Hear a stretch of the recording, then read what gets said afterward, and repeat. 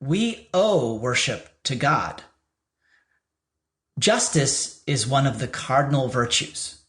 The cardinal virtues: prudence, justice, temperance, and fortitude. Justice entails giving to each his or her due. And what we owe to God, to give God his due, is to give him worship, to give him thanks for what he's given us. Justice towards God also requires obedience. And God himself has commanded that we worship.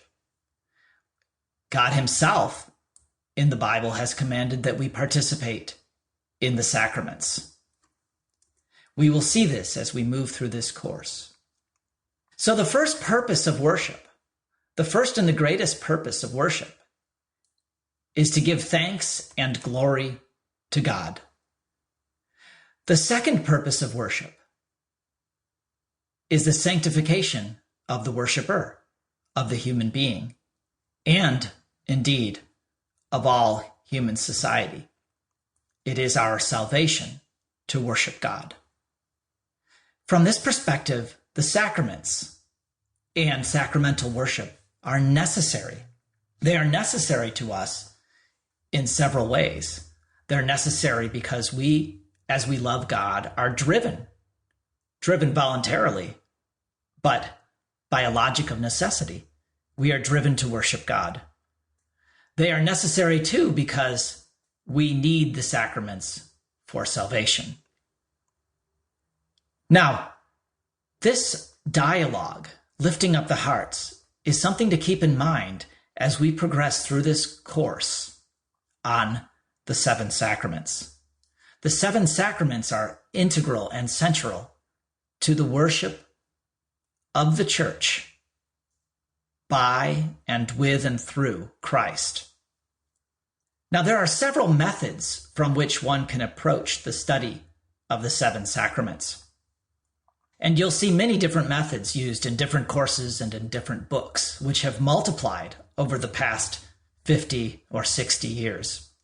One method, very common, is the historical approach, whereby the instructor or the author will consider early Christian practices, perhaps even starting with the Bible, will consider then early Christian practices of sacraments, tracing them through the Middle Ages and up into the period of the Council of Trent and beyond.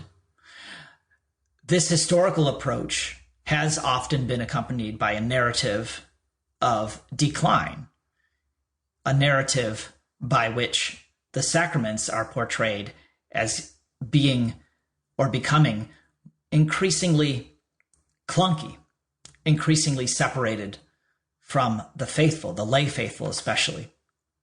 Joseph Jungmann very famously presented this thesis, that the liturgy over time moved from a simple purity in the early Christian period to an overwhelming complexity that distanced it from the lay faithful in the medieval period. This is not our approach. These are just theories of historical development and ways to interpret those developments. But a theory of historical development is not doctrine. It is not something that we should give our faith or assent of faith to. Historical theories do help us understand the sacraments, and we will look at figures from history as we move through this course. For example, we will be considering some of the early Christian catecheses on the sacraments from figures such as St. Ambrose of Milan, who do give us eternal truths about the seven sacraments that even today help us to understand and to participate in them. In addition to historical theories, many people have developed philosophical theories about worship and about the sacraments. Some people, for example, have posited that worship is like play, that it's like a child's game.